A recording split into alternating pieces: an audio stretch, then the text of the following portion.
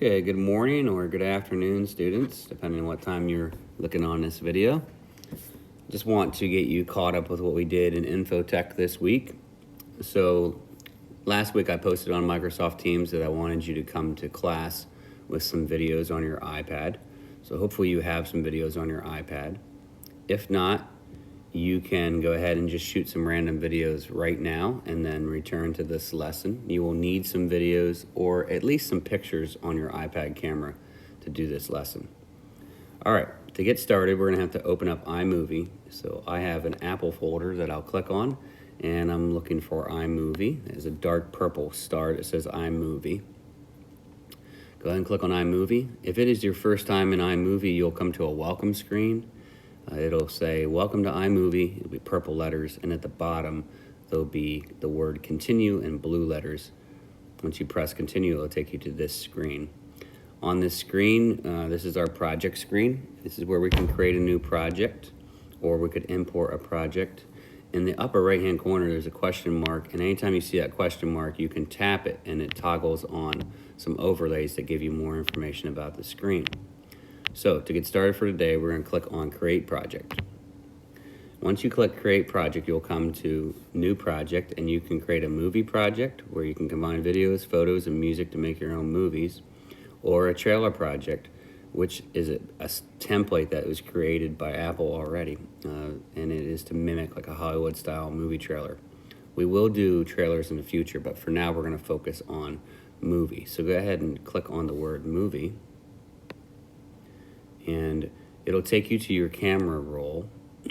Now you can see I shot some videos on January 11th, and I want to select all of these videos. I decided that I would create a video about making corn chowder, so I set up my camera and I filmed myself making corn chowder. So I want to use all these videos that you can see on my screen. I'm going to press select, which selects all these videos. So you can select some of your videos. It's up to you how many you grab right now. And then you'll click the blue Create Movie button at the bottom, and that will then import those videos into iMovie. And so you can now see that I'm scrolling across the bottom. This is called a timeline. All right, so I have videos on my timeline. There's a play button that I can play, and it will advance the timeline and play the videos. All right, so also on this page, when you get to this page, don't forget about the question mark in the upper right-hand corner. If you toggle that on, it'll show you what every button does. Like over here on the left, there's one that looks like a microphone, and that is used to record audio. So if I tap that button, it brings up a sensitivity monitor and tells me that my microphone is working. I can press record, and I can record a voiceover. So if I want to have videos without any type of noise, but I want to talk over the video, like a voiceover, I can do it with that button. So these yellow options that you see, these yellow flags that pop up, are very powerful and help you understand what's going on with the interface. So you can turn them on or off with the question mark. All right, at the bottom of my screen, this is my timeline, and you can see I have a video clip. So I'm going to just tap on the first video clip. It doesn't really matter which one I tap on. You can see there's some yellow bars that pop up, and then there's options you can see I'm tapping on right now. One says actions, one says speed, one says volume, one says titles, another says filters. All right, so you can experiment with these and find out what they do. So I'm under the filters option right now. If I tap on duotone, you can see it turns my screen to this duotone. All right, it hasn't affected how the video plays, it just has created a filter on the video. All right, under actions, there's different types of options. You can split the video, so you can basically cut the video almost like if you were cutting it with a pair of scissors, and you can move things around, or you could apply like faster speeds to one part of the video. You can change the speed of your video, so you can make it play faster or slower with this slider bar. There's also a freeze option, which allows you to freeze a portion or all of your videos, so you can do that. So I have a piece frozen, and then the video starts to play again. There's a lot of options under here. The volumes, you could turn the volume all the way down if you don't want any of the background noise.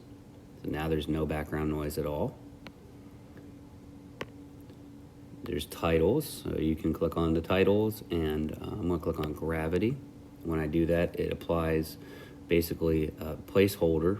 It says title text here, so I can tap where it says title text, and then I could enter some text if I want to. I wouldn't have to do this, but I'm just giving you an example. After you enter your text, you want to press the return button on your keyboard, and that will place that text for you. So now I have a video that has a filter and some text. So this is the gravity effect for the text. Lots of options, different things that you can do here in GarageBand. I'm going to give you a few more pointers and tips, and then you can go ahead and work on this yourself. So I'm going to move down my timeline a little bit. And here I have two clips. I have potatoes that are uncut and then potatoes that are cut. Notice they're on the same plate, and I didn't move the plate at all.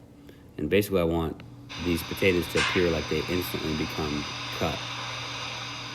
So right now, from the first video clip of potatoes to the second video clip, there's a transition known as a cross dissolve. So watch, it will cross dissolve, you'll see both images. There we go. Now that's nice and that's effective, but if I want something different, I can press the transition button, which is in between the two video clips. It looks like two triangles. And when I press that, it gives me options for transitions. So you can explore those on your own. I want no transition, so I'm going to press none, because I just want this video clip to jump to the next video clip. Just like that. And maybe I would add a sound effect in there too. I could record a sound effect, or I could use a sound effect that's already been created by GarageBand. I would probably also turn the volume of the videos all the way off so there's no noise. And maybe I would record a voiceover over top of that, and then a snap. There we go. And that's pretty much the effect that I would be looking for. There's a lot of different types of videos that I have going on, a lot of different types of clips. I have a time lapse here. But what I did was basically put together some instructional video on how to make some corn chowder, okay? So you can take some time and practice working with your video clips in iMovie. Now, next time we come to class, I would like you to have some video clips recorded on your iPad that you can use to tell some type of a story. In my example, I have how to make corn chowder. All right, it could be a how-to type video, like how to make a sandwich, how to tie your shoe, how to do your makeup in the morning. It could be a little more specific about, like, maybe what your morning routine looks like, all right, or how to shoot a basket. There's a lot of options. You could put together a video, shoot a video about how to beat level 3 in your favorite video game or something like that. There's lots of options, but I want you to come to class next time with some video clips that you can use to build a story, all right? And like I said, it could be anything that you can do. Just think of something that you can do in a couple steps, and then record yourself doing that, or record another person doing it, and we're gonna bring it to class for the next class meeting, and we're gonna work on editing that together. Okay, so that's everything that I covered in class yesterday for Infotech. So rewind the video, watch it several times if you want to. Practice working with the video clips that you have on your iPad. And if you have more questions, please let me know. Okay, so I'm gonna go ahead and click done. Get out of iMovie now. And you will now see when I go back to my projects tab that I have an empty project, and then I have the one that I just did today called my movie. And that's all I have for you for a demonstration. If you have questions, please get a hold of me. Thanks.